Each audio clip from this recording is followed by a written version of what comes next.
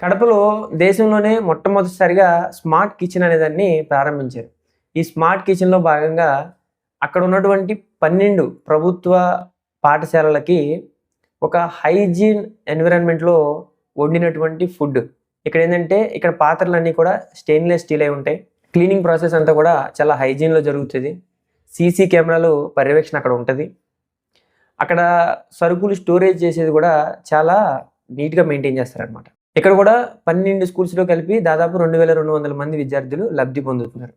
మామూలుగా ఏంటంటే ఈ ప్రకృతి విపత్తులు, తుఫాన్లు ఇలాంటివి సంభవించినప్పుడు అక్కడ కొన్ని ఏర్పాట్లు అటు ఇటు అయిపోతూ ఉంటాయి.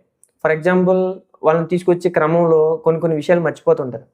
పవన్ కళ్యాణ్ గారు క్లియర్‌గా ఇనిషియేటివ్స్ తీసుకొని ఈ సమయంలో విద్యుత్ అనేది సరఫరా ఆగిపోతది. కొన్ని ఎసెన్షియల్ సర్వీసెస్ ఉంటాయి. ఫర్ ఎగ్జాంపుల్ హాస్పిటల్స్ అలాంటివి. సో వాటిలికి సరఫరా ఆగకూడదని 1037 డీజిల్ జనరేటర్‌లని అక్కడ ముందే అమర్చేశారు. అత్యవసర సేవలకి భంగం కలగకుండా ఆయన తీసుకున్నారు.